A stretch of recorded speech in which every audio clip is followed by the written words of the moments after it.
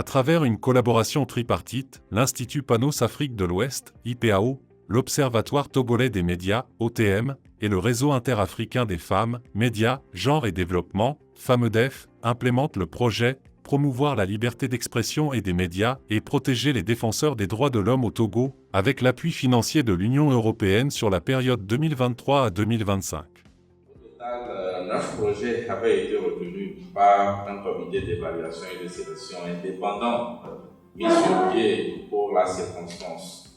9 organisations porteuses de micro-projets avaient reçu des micro-appuis financiers dont la fourchette se situait entre 3,5 millions et 6 millions de francs CFA. En début de mars 2024, une enveloppe de près de 50 millions de francs CFA avait été mise à la disposition des 9 organisations locales sélectionnées pour conduire leurs initiatives qui répondent à leur réalité, et ce pour une durée initiale de 6 mois. Ce financement des 9 projets, dont 3 des organisations défenseurs des droits humains et 6 des organisations des médias, vise 2 objectifs: contribuer au développement des connaissances et au renforcement des capacités des journalistes et d'autres acteurs des médias, en ce qui concerne leurs droits et leurs responsabilités d'une part, et d'autre part promouvoir un environnement juridique et institutionnel propice à la progression de la liberté d'expression, d'opinion et des médias, et à la protection des défenseurs des droits humains. Nous avons soumis un programme de sensibilisation et de formation des journalistes et organisations des droits de l'homme sur le cadre juridique, le cadre réglementaire du journalisme 2.0 et la sécurité numérique. Les journalistes surtout utilisent les outils numériques pour pouvoir collecter, traiter et diffuser de l'information. C'est tout nouveau pour beaucoup, mais les règles aussi changent. Entre-temps, le code de la presse a changé. Il y a des dispositions qui sont intégrées dans le code pénal. Ils arrivent des fois où ils ont des difficultés avec la loi. Donc, ça, c'est ce qui a motivé le volet juridique, sur le cadre juridique où on est revenu sur les lois qui ont des liens directs avec le journalisme numérique aujourd'hui. L'autre volet, c'est d'attirer leur attention sur la sécurité numérique. Le DataPose, c'est un projet qui visait à outiller nos membres sur le data journalisme, qui est un format éditorial qui permet à ceux qui pratiquent cela d'innover en matière de la présentation de l'information.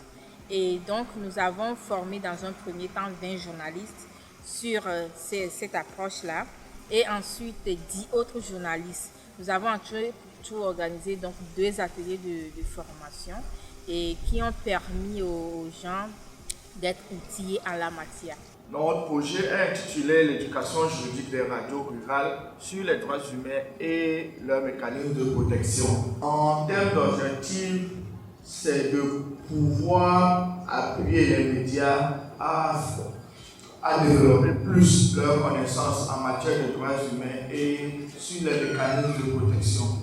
Et également de permettre aux médias de pouvoir sensibiliser également leur communauté sur les droits humains et les mécanismes de protection. Le projet s'est déroulé sur 2 phases. La première phase, c'était de former les 15 médias et la seconde phase, c'était de pouvoir sensibiliser les communautés à travers les émissions, ce qui nous a permis de réaliser 45 émissions, à savoir 3 émissions par média.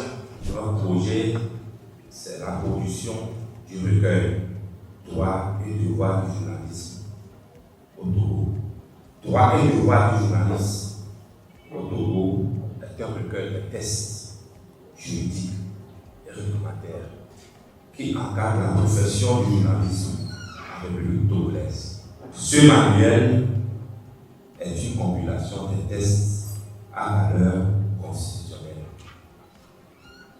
On a tout fait pour y mettre la Constitution de la 5e République, des tests à valeur constitutionnelle, des tests ordinaires et réglementaires et autres supports qui promeuvent la liberté de la presse au Togo. Notre projet est intitulé Campagne d'information de sensibilisation sur la loi d'accès à l'information, à la documentation publique au Togo. L'objectif, c'était de sensibiliser les acteurs médiatiques essentiellement et certains acteurs institutionnels sur une meilleure connaissance de la loi d'accès à l'information et à la documentation publique et à son application effective. Nous avons aussi la chance de piloter aussi le projet intitulé « Renforcement des capacités des acteurs des médias et les défenseurs des droits de l'homme sur la promotion de la liberté d'expression et d'opinion et de défense des droits de l'homme dans la région de la Kara et de la Centrale ». Le projet essaie à faire avec deux volets ou deux phases. La première phase, c'est le renforcement des capacités des acteurs de défense des droits de l'homme et les médias. La deuxième phase de la formation de notre projet essaie à faire les émissions radio. Et là, il faut dire que nous avons animé 30 émissions radio. Le déploiement de ces projets a permis à ces 9 bénéficiaires d'impacter leurs cibles, mais aussi d'en sortir avec des leçons apprises et des difficultés endurées. La collaboration avec nos partenaires, les médias, les radios, ça n'a pas été facile parce que quand la cagnotte n'est pas grande, on ne vous traite pas comme un bon partenaire. On a accompagné 15 médias au bout d'un certain nombre de webinaires en ligne. Aujourd'hui, on a un suivi qui fait que pratiquement chaque jour, ces personnes-là nous reviennent avec des questions d'attention, des choses qui ne passent plus inaperçues. Quand ils ont des doutes, c'est déjà bien d'avoir ces doutes-là parce qu'avant, ça passait naturel. Aujourd'hui, on nous rappelle pour dire, tiens, on a telle notification, on a vu tel message dans nos mails, est-ce qu'il faut cliquer là-dessus ou pas, machin et tout. C'est positif. Les professionnels des médias togolais disposent d'un pionnier, à l'instar du Dallos, dont les juristes ne se séparent aux difficultés, c'est l'ordre financier. Tout le monde l'a dit. La restriction du budget alloué aux activités s'étache à réaliser, entre autres, la distribution du recueil, la collation, patati patata. Fait grâce a été difficilement géré. L'encadrement de l'OTM a été très bénéfique pour nous. C'est l'OTM qui nous a aidé déjà à mettre en place un mécanisme de suivi régulier et performant du projet. On savait ce qu'il faut faire, à quelle date, comment produire les rapports et tout. L'OTM nous a accompagnés dans la production de nos rapports financiers, comment on mobilise les preuves, parce que c'est très important, l'argent vient d'un bailleur qui est très strict aussi. Donc l'OTM a mis de la ressource à notre disposition pour que nous puissions respecter ces exigences. Et à chaque fois qu'on avait des difficultés ou des questions, on avait toujours quelqu'un de l'OTM qui était disposé à pouvoir nous répondre à tout moment. Je vous félicite vraiment pour votre contribution au projet. Et après, moi, je prends note des insuffisances et des doléances, surtout au niveau budgétaire. Vous savez déjà, quand les appels sont lancés, vous connaissez déjà qu'ils sont micro-projets, c'est-à-dire sont des activités ponctuelles dans le cadre du projet pour avoir un meilleur impact avec la collectivité, les médias et la société civile. Donc, ils ne sont pas des projets qui vont avoir un impact dans vos structures, on pourrait dire à grande escale, mais par contre, tous ensemble, ils contribuent énormément au projet, à l'objectif du projet. Avant de rentrer dans la gestion des exploitations, vous avez fait une formation pour la gestion. C'est un exercice, la planification, l'anticipation, la prévision des dépenses, c'est un exercice clé pour réussir à bien finir et surtout à éviter des frustrations.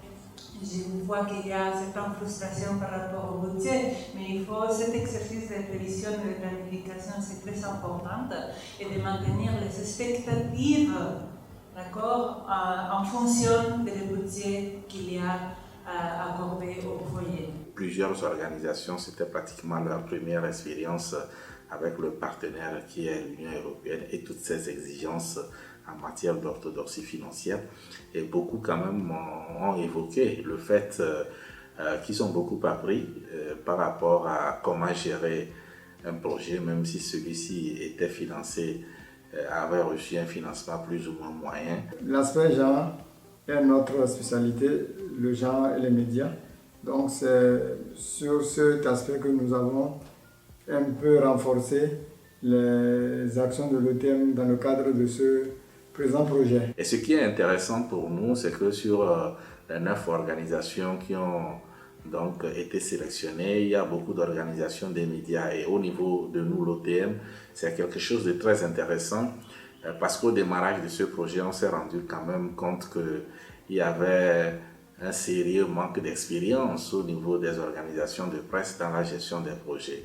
Et donc, le fait d'avoir plusieurs organisations de presse parmi les bénéficiaires, je crois que c'est un acquis, puisque à l'avenir, c'est des compétences qui sont au sein de la presse et qui pourront également bénéficier aux autres organisations qui n'ont pas eu la chance d'être sélectionnées. Donc, c'est un véritable atout pour nous en tant qu'Observatoire togolais des médias de retrouver dans le lot quand même des organisations de presse qui ont pu conduire ces projets-là. En mettant en place ces différents micro-projets, aujourd'hui on peut affirmer que les bénéficiaires ont su tirer parti d'abord des outils et des méthodes que le projet a apportés qui leur ont permis sur le terrain de développer ces activités-là. On peut se réjouir pour ceux qui ont aussi diffusé des publications qu'ils ont produites, qu'ils ont aussi contribué un peu à élargir l'espace démocratique et l'espace civique dans notre pays. Dans le rendu qui a été fait, certaines organisations ont déjà relevé certains points positifs.